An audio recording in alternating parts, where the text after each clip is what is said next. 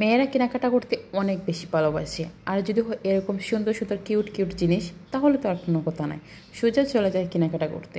আর এরকম সুন্দর সুন্দর জিনিস দেখার পর মনে হচ্ছে সবগুলো যদি কিনতে পারতাম তাহলে মনকে শান্তি দিতে পারতাম। সত্যি এত এত এত সুন্দর যে দেখার পর মনে হচ্ছে সবগুলো কিনে নিয়ে আসি। হ্যালো এভরিওয়ান, আসসালামু আলাইকুম। সবাই কেমন আছো? অনেক দিন ধরে আমি ভাবছি এরকম একটা দোকানে যাওয়ার জন্য, কিন্তু জামাই নিয়ে যাচ্ছে না, কারণ টাকা তো খরচ হবে, তার পকেট থেকে টাকা যাবে, তাই কিন্তু সে নিয়ে যাচ্ছে না। তো অনেক দিন থেকে বুঝিয়ে সুঝিয়ে তারপর চলে গিয়েছিলাম এরকম একটা সুন্দর দোকানে। আসার পর এই জিনিসগুলো দেখে আমার পুরো মাথা ঘুরে গেছে যে মাটির জিনিস এত সুন্দর কিভাবে হয়। মাটির প্লেট থেকে শুরু করে ব্যাংক থেকে শুরু করে নানান ধরনের জিনিস আছে, এগুলো এক একটা থেকে সুন্দর, এক একটা থেকে ভালো। আমি তো এই দোকানের জিনিসগুলো দেখে হা হয়ে তাকিয়ে আছি যে কোনটা নেব, কোনটা আমার বেশি পছন্দ হয়। আমার তো যেদিকে তাকাই সেদিকে ওই জিনিস ভালো লাগে। আর এই সুন্দর সুন্দর জিনিসগুলো শুধু সাজিয়ে রাখার জন্য না, এগুলো কিন্তু অনেকটা কাজেও লাগবে। অনেক সময় আমরা নিজেরা কিন্তু মাটির প্লেটে খেতে পছন্দ করি, শখ করে অনেকেই কিন্তু এরকম জিনিস কিনে, কিন্তু এগুলো অনেক ভালো, অনেক সুন্দর। আমি যেগুলো দেখেছি সেগুলোই মনে হচ্ছে যদি কিনে নিয়ে আসতে পারতাম তাহলে অনেক ভালো লাগতো। কিন্তু কি করবো, জামাই তো আর সবগুলো কিনে দেবে না। তবু আমি আমার ভিডিও করে জাস্ট মন পড়ছে যে কেমন লাগছে দেখি। এখনও দেখছি আর ভাবছি যে এটা আনলাম না কেন, এটা আনলাম না কেন, আরও সুন্দর লাগতো। কিন্তু কি করার, আমি তো চলেই এসেছি। আর যেগুলো কিনে নিয়ে এসেছি সেগুলো আমি তোমাদের ভিডিও লাস্টে দেখাবো কী কিনলাম। সত্যি এগুলো সব অনেক সুন্দর। আমি অনেক দিন থেকে ভাবছিলাম এরকম একটা দোকানে যাওয়ার জন্য, কিন্তু সময় দিয়ে পারছি না, কারণ সময় পাই না। আজকে শুক্রবার ছিল, তাই বিকেলে আমরা বের হয়েছিলাম এরকম একটা দোকানে যাওয়ার জন্য। আমি আগের সপ্তাহে কিন্তু এই তারিখ করে রাখছিলাম যে এরকম শুক্রবার আসলে এই দোকানে যাব। তো শুক্রবার আসছিল, তারপর রাতের বেলা এসেছি।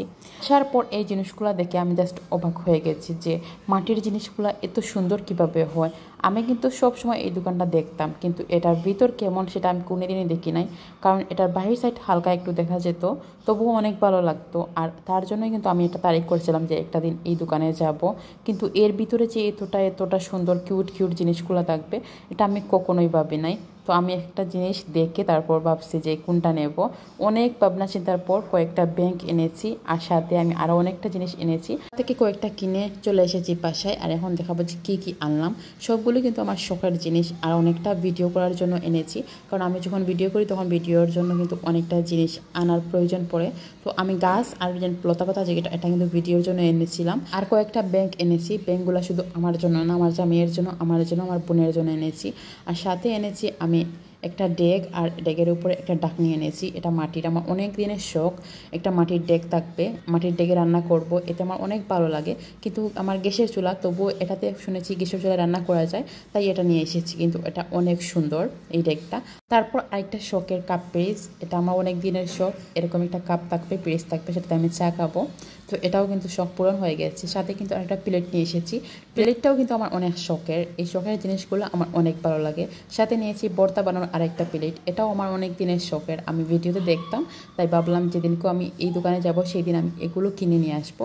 আজকে কিন্তু আমার এই শখটা পূরণ হয়ে গেছে। আর জামাইকেও অনেক অনেক ধন্যবাদ এরকম একটা সুন্দর দোকানে নিয়ে যাওয়ার জন্য। সবগুলো জিনিস তোমাদের কেমন লেগেছে, তোমাদের জামাইদেরকেও কিন্তু বলবা এরকম একটা দোকানে নিয়ে বেড়ানোর জন্য। আমি কিন্তু কমেন্ট বক্সে এটার ঠিকানা দিয়ে দেবো কোথায় এই দোকানটা। তো আল্লাহ হাফিজ, আবার দেখা হবে।